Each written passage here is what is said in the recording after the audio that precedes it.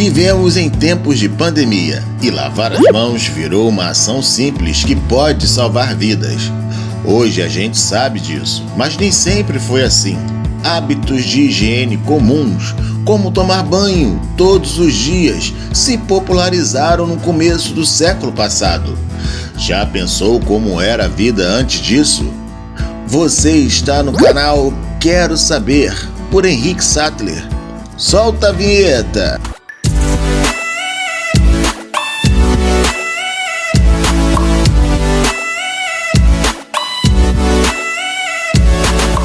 A primeira vez que o ato de lavar as mãos ficou famoso, virou cena bíblica. Pôncio Pilatos, o governador de Roma da Judéia, quis mostrar com esse ato que se omitia na decisão sobre a condenação de Jesus Cristo. Em termos de higiene, os romanos sempre seguiram os gregos e adoravam banhos.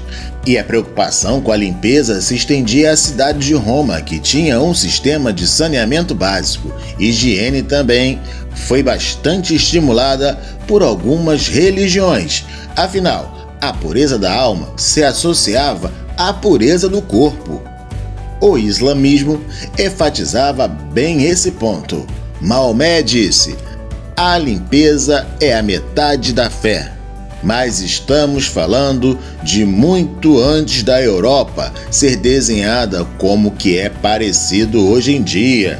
E foi ali que começou um período de imundície que só foi deixar de ser hábito na virada do século passado. No período de 1347 a 1353, a Europa era tomada pela peste bubônica, pandemia que castigou o continente, e foi justamente aí que se deu início à porcaria generalizada no velho continente. Pode parecer estranho, mas nestes anos a higiene era tida como vilã da saúde.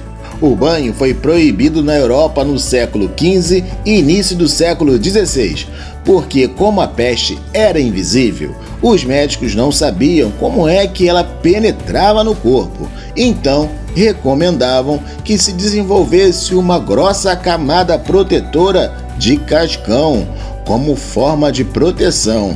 A Europa, durante séculos, foi provavelmente o lugar mais fedorento do mundo. Raramente vamos ver quadros pintados desta época, como o sorriso da Mona Lisa com a boca aberta, pois os dentes dos renascentistas eram escassos ou estragados. Quando começa a Era dos Descobrimentos, os europeus têm uma enorme surpresa ao chegarem nas Américas, porque descobriram um continente de gente limpa e saudável. No nosso Brasil de 1500, em termos de higiene, os índios literalmente davam um banho nos recém-chegados, mas isso não durou muito tempo. Com o intuito de colonizar o novo lugar, muitos europeus chegaram ao Brasil no século XVII. As cidades brasileiras foram crescendo com os maus hábitos daqueles portugueses e dos europeus de modo geral. E a coisa piora com a chegada da família real, que neste caso trouxe boa parte da corte portuguesa para o Brasil. E nela muita gente pouco chegada a uma higiene.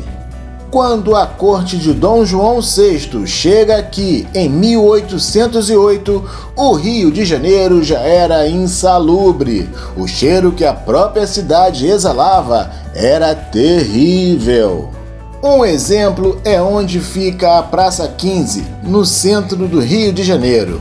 Era onde o povo jogava os seus dejetos a céu aberto e sem cerimônias.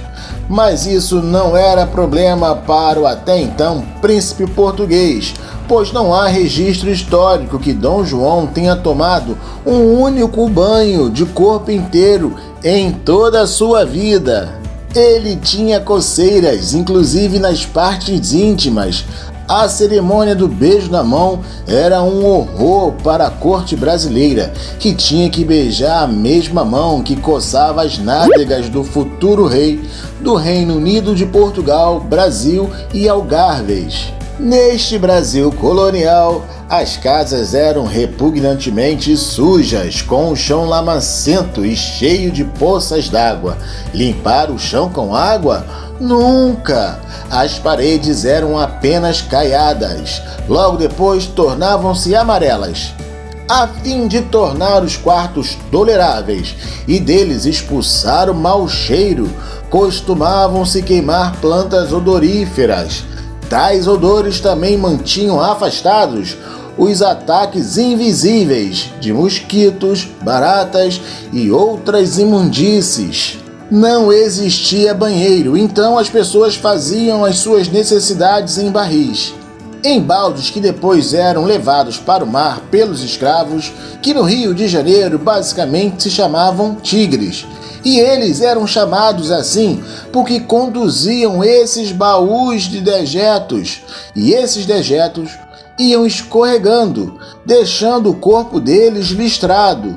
As coisas realmente começam a mudar no final do século XIX.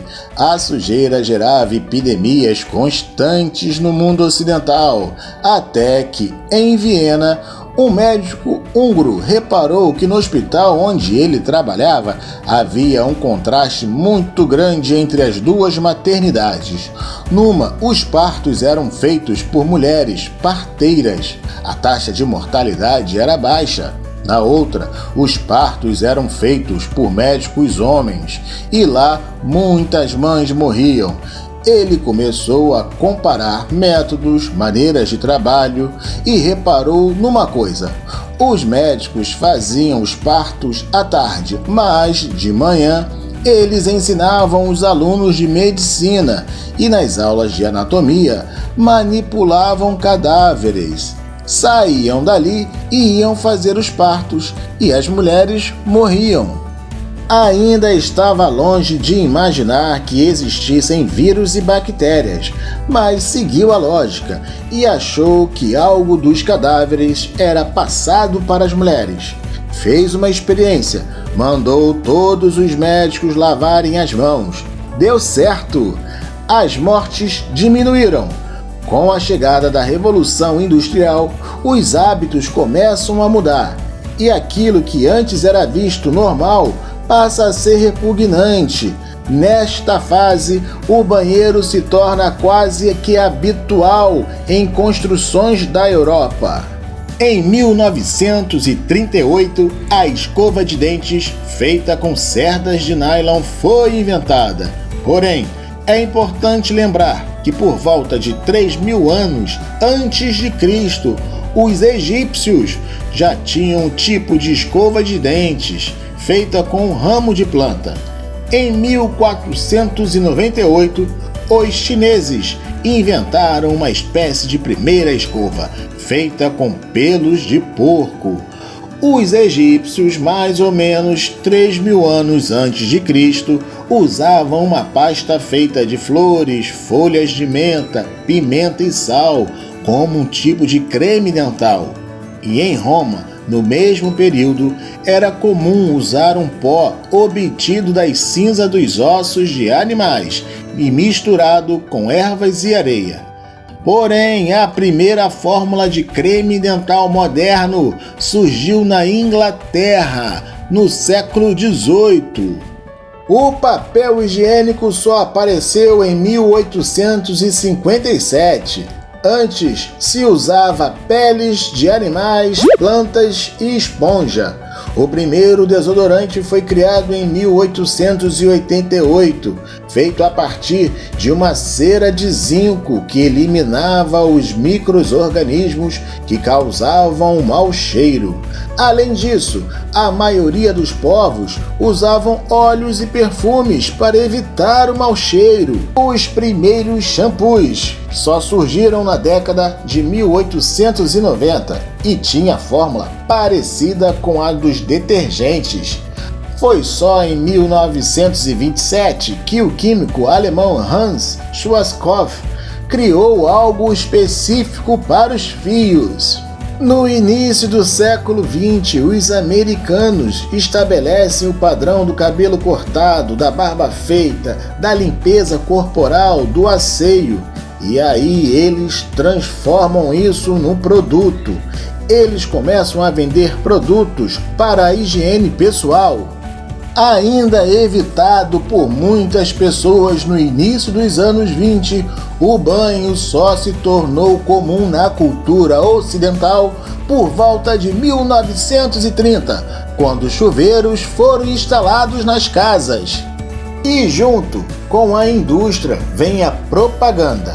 E a propaganda passa a estigmatizar todo aquele que era sujo, todo aquele que tinha odor corporal, todo aquele que tinha mau hálito, todo aquele que era barbudo.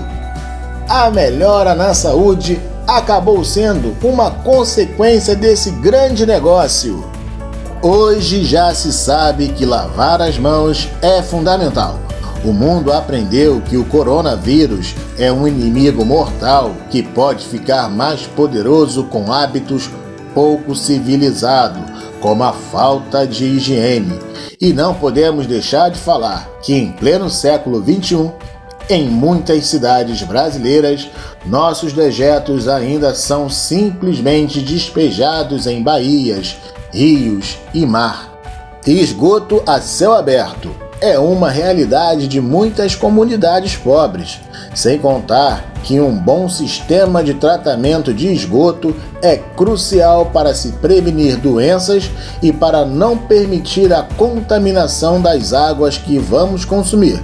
Afinal, de nada adianta lavar as mãos e tomar banho com água suja, né? E aí, você gostou? Deixe um joinha aí. E se não for inscrito, é só ir apertar no sino e se inscrever. Não se esqueça, hein? Lavar as mãos com água e sabão e usar máscara. Até o próximo vídeo.